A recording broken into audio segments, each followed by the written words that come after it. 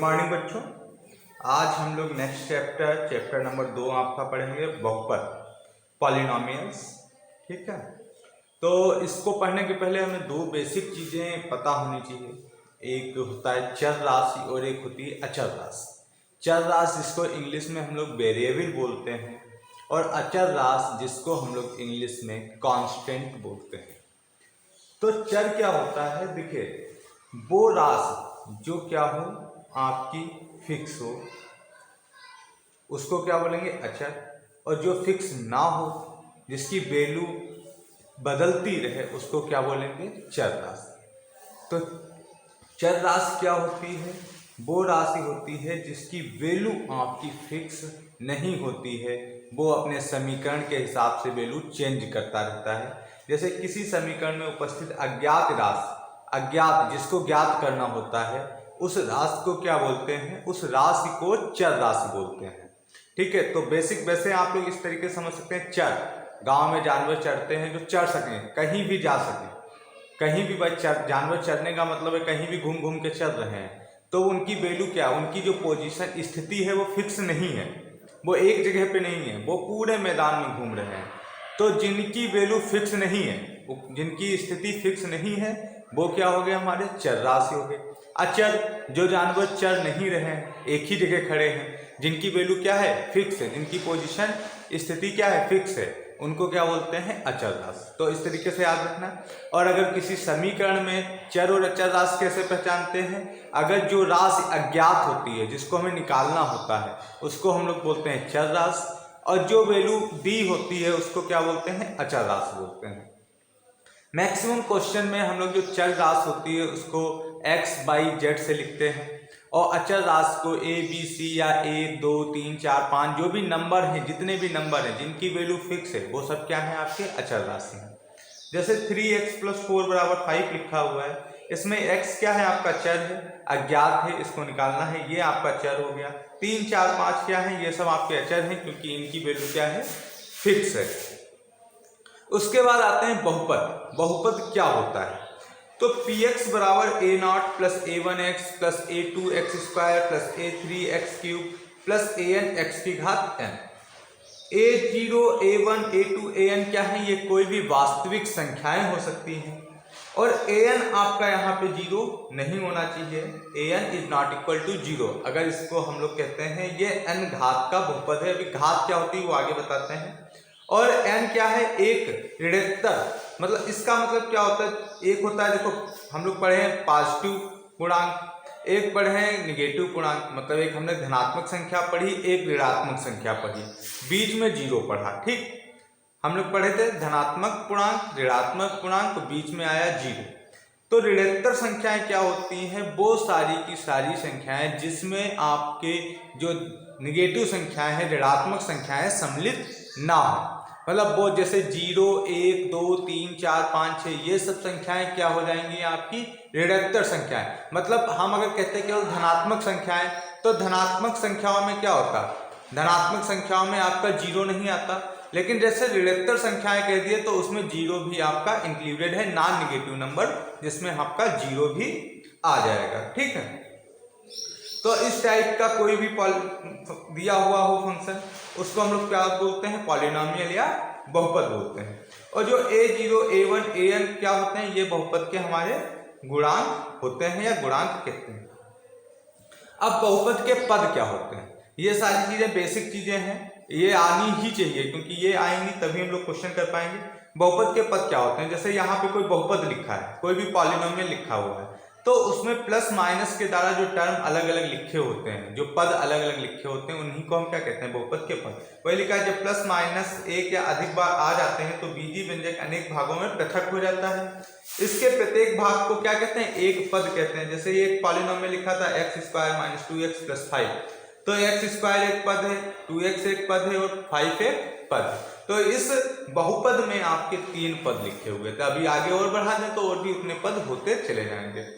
उसके बाद गुणांक, यहाँ से क्वेश्चन जरूर आता है, हर बार पूछा जाता है। गुणांक कोफिशिएंट ऑफ पॉलिनोमियल, जैसे बहुपद को टर्म ऑफ पॉलिनोमियल।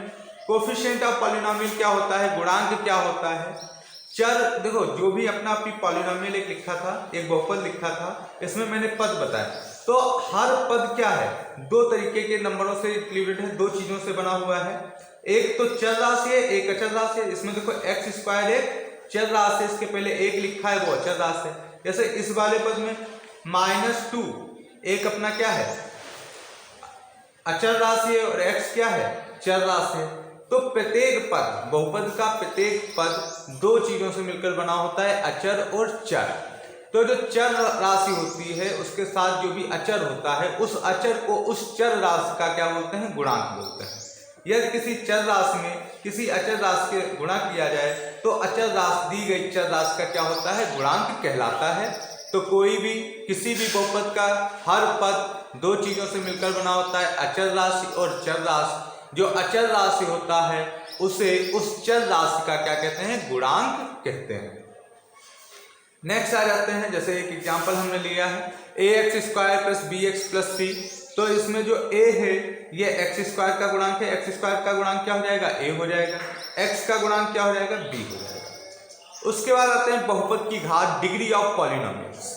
डिग्री क्या होती है, तो किसी, अब जैसे यही वाला हमने पॉलिनोमियल पढ़ा, तो इसमें जो एक्स स्क्वायर है, तो अगर मैं इस पद की डिग्री पूछूं तो कितनी है, जितनी भी उसके चर राशि की घात होगी उसे उस टर्म की या उस पद की क्या बोलते हैं, घात बोलते हैं। इस पद में कितनी पावर है, 2 है, तो इस टर्म की या इस पद की घात कितनी हो जाएगी, 2 हो जाएगी। अगर हम पूरे पॉलिनोमियल या पूरे बहुपद की बात करेंगे तो सबसे ज्यादा जो घात होगी उसे ही बहुपद की घात कहेंगे। जैसे लिखा है, मैंने डेफिनेशन लिखी, किसी बहुपद में चर के उच्चतम घात वाले, जो सबसे ज्यादा हो, पद के घातांक को उस बहुपद की घात कहते हैं। एग्जाम्पल है जैसे px बराबर x की घात 6 माइनस 5x की घात 4 प्लस 3 में। तो इस पॉलिनोमियल, इस बहुपद की घात क्या हो जाएगी, सबसे ज्यादा घात क्या है, यहाँ पे 6 है, यहाँ पे 4 है, तो सबसे ज्यादा घात क्या है, 6 है। तो इस बहुपद की घात कितनी हो जाएगी, 6 हो जाएगी। फिर बहुपद के प्रकार क्या होते हैं, देखो यहां से जो क्वेश्चन आता है वो मैक्सिमम आता है रेखिक बहुपद। रेखिक बहुपद या लीनियर पॉलिनोमियल, इंग्लिश में बोलते हैं लीनियर पॉलिनोमियल। अब इसमें होता क्या है, देखिए अभी मैं इसको बता देता हूं, बाकी चीजें समझाता हूं। जिस बहुपद में चर की अधिकतम घात 1 हो, तो कोई भी बहुपद रेखिक बहुपद कब होगा, जब उसके चर की अधिकतम घात क्या हो, 1 हो। तो उस बहुपद को हम लोग क्या बोलते हैं, रेखिक बहुपद। तो यहाँ पे जैसे एग्जांपल है 3x प्लस 5, 2x प्लस 10 का 5x भी एक क्या है, हमारा बहुपद है, और इसकी घात क्या है, 1 है, तो ये रेखिक बहुपद हो गया। अब जैसे द्विघाती बहुपद, जैसा कि वर्ड लिखा हुआ है इसी से क्लियर हो रहा है, द्विघाती जिसमें मैक्सिमम घात कितनी हो, 2 हो, उसे क्या कहेंगे, द्विघाती बहुपद। जैसे 2x square plus 5x plus 4, तो ये क्या है, द्विघाती बहुपद है, क्योंकि इसमें मैक्सिमम घात कितनी है, 2 है।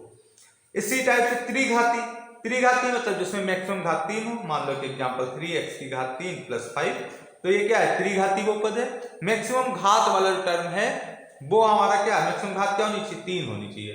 3 से अगर कम है तो भाई जितनी होगी उतनी घात का बहुपद हो जाएगा, 3 से ज्यादा होगी तो जितनी घात का होगा उतनी घात का बहुपद हो जाएगा। चतुर्घाती में क्या हो जाएगा, चतुर्घात में क्या हो जाएगा, जिसमें मैक्सिमम घात कितनी 4 हो। जैसे मान लो 4x की घात 4 प्लस 3x स्क्वायर प्लस 2, तो मैक्सिमम घात कितनी है, 4 है, तो ये चतुर्घाती हो गया।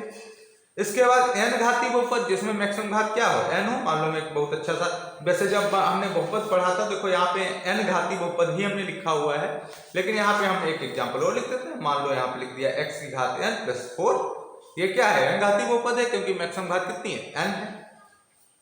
उसके बाद फिर ये कुछ डेफिनेशंस हैं, कुछ नहीं बेटा, इसमें लिखा एक पदी, द्विपद, त्रिपद, शून्य बहुपद। तो एक पदी, जिससे इसके जो लिखा हुआ है वर्ड, इसी से पता चला एक पदी, जिसमें जिस बहुपद में केवल एक पद हो उसको क्या कहेंगे, एक पदी बहुपद कहेंगे। घात चाहे जितनी हो कोई मतलब नहीं, मान लो x की घात 4 लिख दिया, तो इसमें कितना पद है, एक ही पद है, तो क्या हो गया, एक पदी बहुपद हो गया। द्विपद बहुपद, घात से कोई मतलब नहीं, x स्क्वायर प्लस 3, इसमें 2 पद हैं, तो ये क्या हो गया, द्विपदी बहुपद हो गया। त्रिपदी, x की घात 3 प्लस x प्लस 2, ये क्या हो गया, त्रिपदी बहुपद हो गया क्योंकि इसमें 3 पद हैं। शून्य बहुपद क्या होगा, जिसमें एको पद ही ना हो, जिसमें एक भी पद ना हो वो क्या हो जाएगा, शून्य बहुपद हो जाएगा। क्लियर है। इसके आगे अब इससे रिलेटेड एक्सरसाइज हम लोग कल देखेंगे, लेकिन जितने भी इसमें मैंने टर्म यूज किए हैं, चर, अचर, बहुपद, बहुपद के पद, गुणांक, बहुपद की घात, बहुपद के प्रकार, ये सारे के सारे टर्म, ये जितना भी मैंने लिखवाया है इसको समझ के याद कर लीजिएगा, क्योंकि इसके बिना हम लोग इस चैप्टर को नहीं पढ़ सकते हैं।